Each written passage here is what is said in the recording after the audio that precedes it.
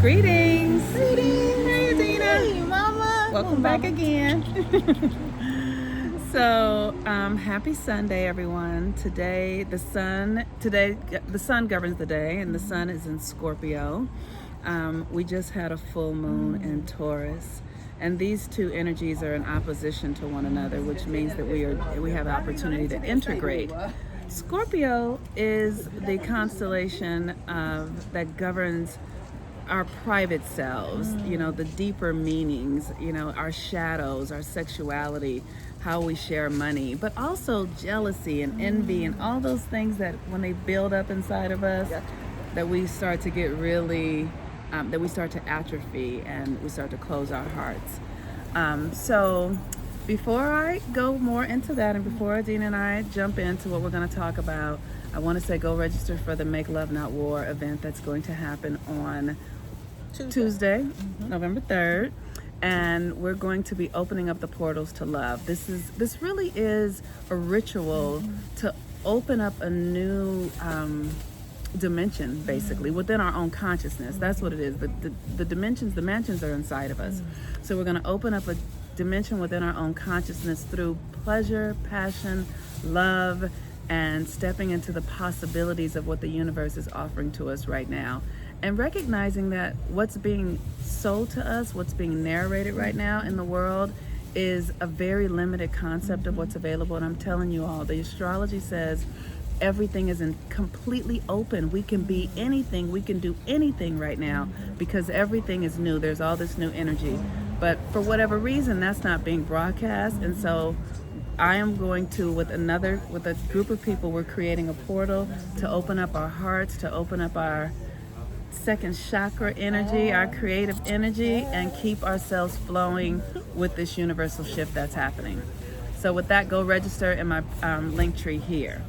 So today, Adina is going to be, yes, Adina is going to be, this is her last day here with us. Oh. With me. I have enjoyed you so much. I enjoyed you too. We have had a great time. Yesterday we came together and did an incredible ritual. We went to the beach. We went to the crystal store. We've been hanging out. That was so much fun. Wasn't that amazing? Crystal store was, that was everything. It was I went everything. nuts. I went nuts in She the crystal did. store. She did. We almost had to be like, okay, we're going to send you a package home. Yeah. And then also we hung out yesterday. We watched Fame and The Wiz because those are the movies we grew up with. That was so much fun. You engaged my little girl with that because we sang all the songs, we giggled and laughed, and it was amazing. It was amazing. To watch Fame and The Wiz for the 100th time. Yes. Adina knows all the words and all the songs, just so y'all know. Okay, so today I invited Adina to be in a conversation with, grown women. We are both women. I'm 52. I don't know if you want to tell your age. You don't have 50, baby. 50, right? And so one of the things that I have discovered as I mature and continue to grow is how important it is to keep my heart open. I agree. Yeah. And how easy it is for us to get stuck in resentments and broken hearts and disappointments and failures, and then sort of give up on life. Yeah. So what do you do? How do you keep yourself open? You know what? I totally shifted how I see quote unquote failure. I believe there is no failure. I just see it as an opportunity to learn and just information. As far as keeping my heart open, I want to stay soft. I want to see the world in a way that I don't feel scared by it. I want to see people and see love. So I don't put things in my eyes that cause me to feel bad, So I'm the person who doesn't like watching movies where people are shot up and all that kind of, so I really if I could surround myself in things that make me feel good, that's what I do.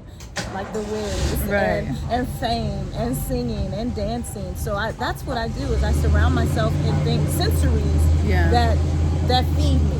Yes.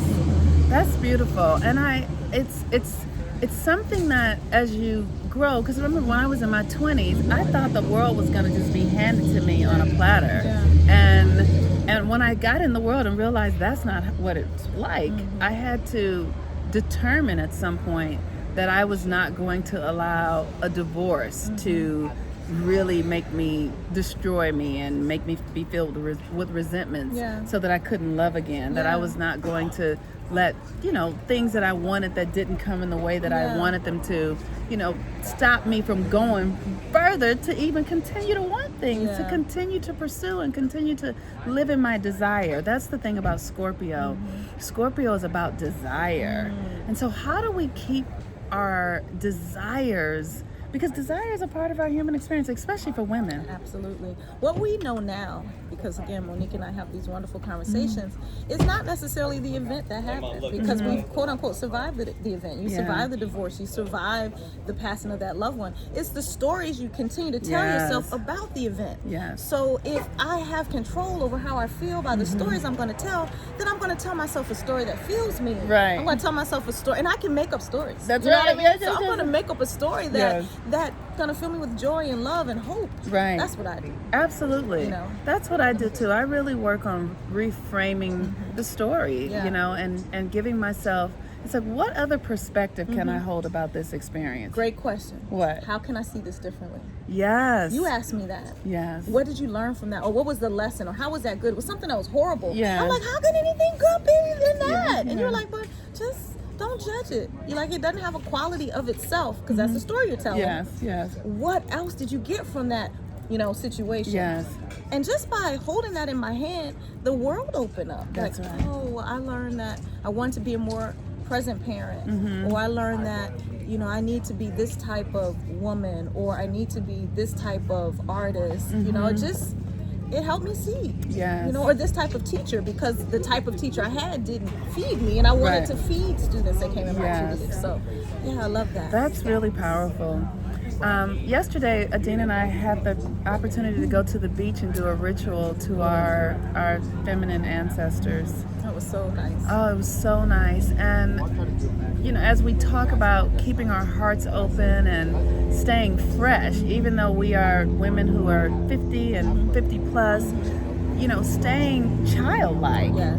And the thing about doing rituals with the ancestors, it's almost like we get to invite them to experience what they didn't experience on the earth plane through us. Yeah. And they will lead us into deeper love connections and more creativity and joy, right?